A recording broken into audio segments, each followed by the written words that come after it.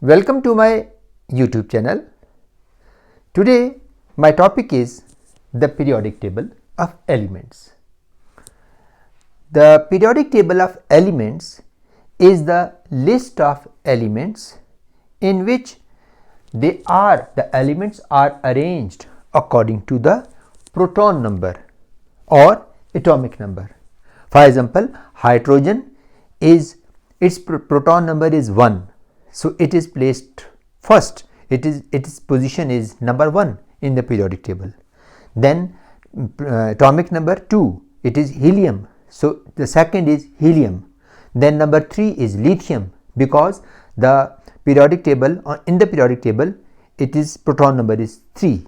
Then fourth is beryllium, 5 is boron, 6 is carbon, 7 is nitrogen, 8 is oxygen, 9 is fluorine, 10 is neon, and so on. So in the periodic table the elements are arranged according to the proton number or atomic number. In the periodic table there are horizontal rows and there are vertical columns. You will find that there are horizontal rows. These horizontal rows are called periods. Horizontal rows are called periods, and the vertical columns are called groups in the periodic table. Now first I will talk about the periods, which are the horizontal rows. In the periods the elements are arranged according to the number of shells, according to the number of orbits. For example, in period 1 those elements are placed which have only one shell, and that is hydrogen and helium. In period number 1 you will find only hydrogen and helium. Then in period number 2 those elements are placed, those elements are kept which have two shells, like lithium and beryllium and so on, boron and carbon. All of these, they have two orbits or two shells. Then in period number 3 those elements are placed which have 3 orbits.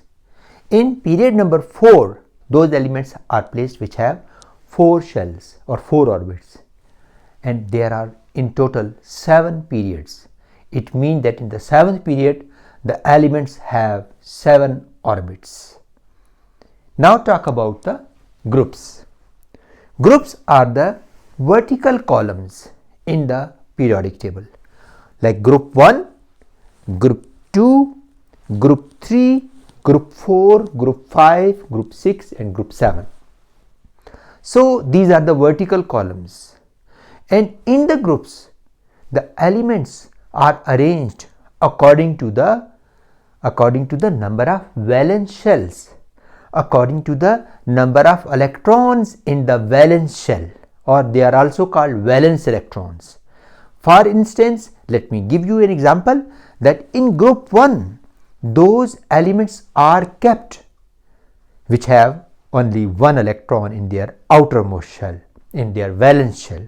The outermost shell is called valence shell, and those electrons which are present in the outermost shell, in the outermost orbit, they are called valence electrons, because these are the electrons which determine the valency, the combining ability of that atom. Similarly, in group 2 those elements are placed which have 2 electrons in their valence shell. In group 3 those elements are placed which have 3 electrons in their outermost shell. Similarly, in group 4 the elements have 4 electrons in their outermost shell. In group 5 the valence electrons are 5. In group 6 the valence electrons of the elements are 6. In group 7 the elements have 7 electrons in their outermost shell, in the valence shell, and in group 8 the valence electrons are 8. Groups are called chemical families. Groups are more important in the periodic table as compared to the periods. Periods are horizontal rows, groups are vertical columns, but groups are more important. That's why they are called chemical families. Why groups are more important? Because in the groups those elements are arranged which have similar chemical behavior, which have similar chemical reactions, which show similar chemical properties. So now I will talk about some important groups one by one. Let's talk about alkali metals. Alkali metals are in group 1. Group 1 elements are also called alkali metals. They are called alkali metals because all of these are metals and all of these form alkalis. Alkalis are the special group of compounds. So all of these they form alkalis. Like the first member of this is lithium, then sodium, then rubidium, lithium, sodium, potassium, then rubidium, then cesium, and then francium. All these are group 1 elements and these are alkali metals. The important feature of this is that these are soft metals. They are not typical metals. They have lower melting point and lower boiling point as compared to typical metals like iron. Iron is a typical metal, but the alkali metals are soft metals. They are not as much hard as iron. They are not as much hard, and they have low density. They have lower density.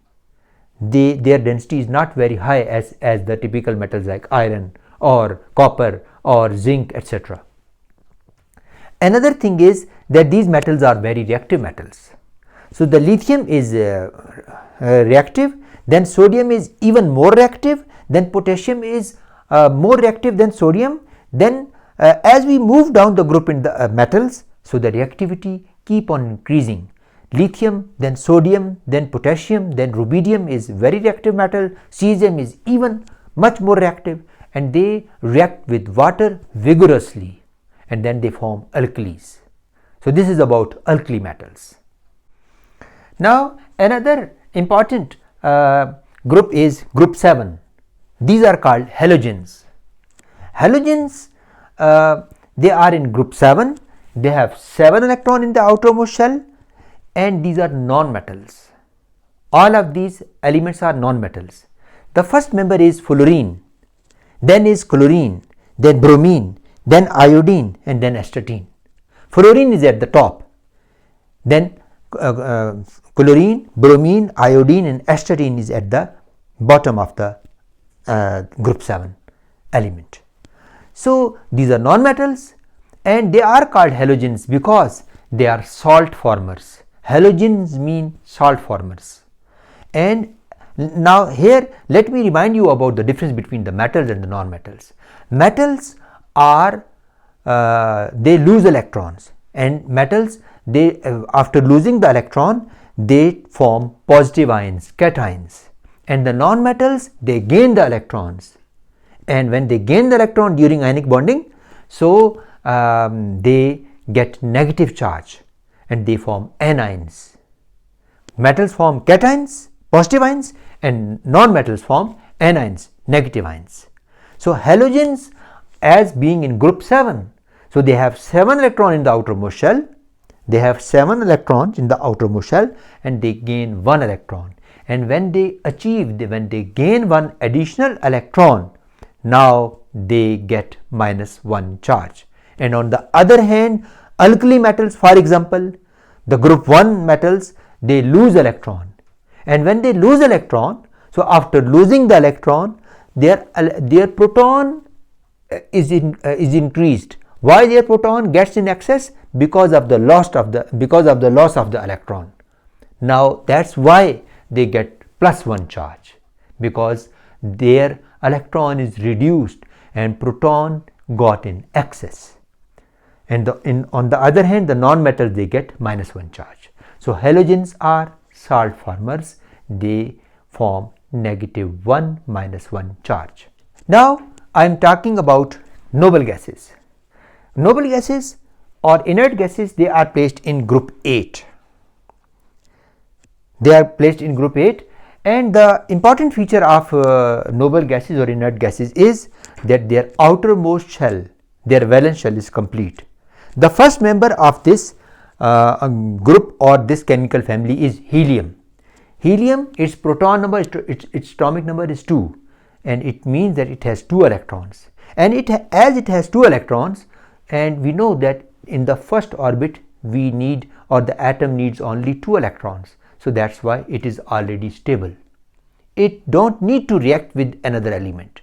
The next member is neon. Neon has 8 electrons in the outermost shell. Its proton number is 10, but in the first shell there are 2 electrons, and in the second shell there are 8 electrons. And as it has 8 electrons in the outermost shell, its outermost shell is complete. Its valence shell is complete. It don't need to react with another element. Similarly, after neon, then helium, neon, argon. Argon once again, its proton number is 18. So in the first shell 2, then 8, and then once again 8.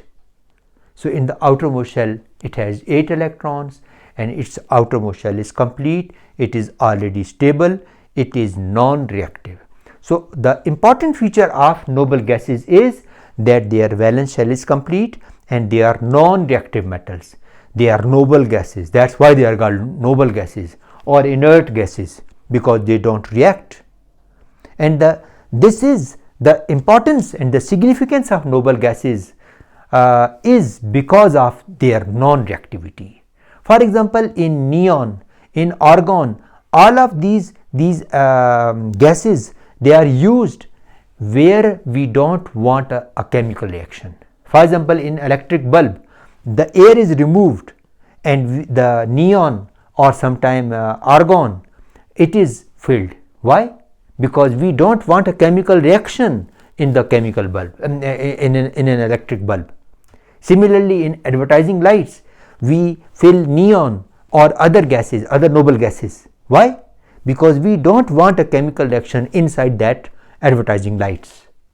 So their importance is that we use these metals. Or similarly, the helium balloons, it is light. Helium is a light gas, and another thing is that it don't react.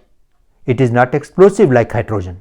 Hydrogen is an explosive, it can catch fire, but helium is quite safe because it is a non-reactive, it is an inert gas, and it don't need to to react with another element, and that's why it is quite safe. So this is about the inert gases. At last but not the least, I will talk about transition metals. Transition metals are it is not a group, it is a block of elements. It is placed in the middle, almost in the middle of the periodic table. Like here on the right hand side you will find lithium and then sodium, group 1, lithium, sodium, potassium, rubidium, cesium, francium, and then group 2, like the group 2 elements, they are placed, and then in group 3, then group 4, group 5, 6, 7, they are present on the left side of the periodic table, but in the middle the transition metal block is there.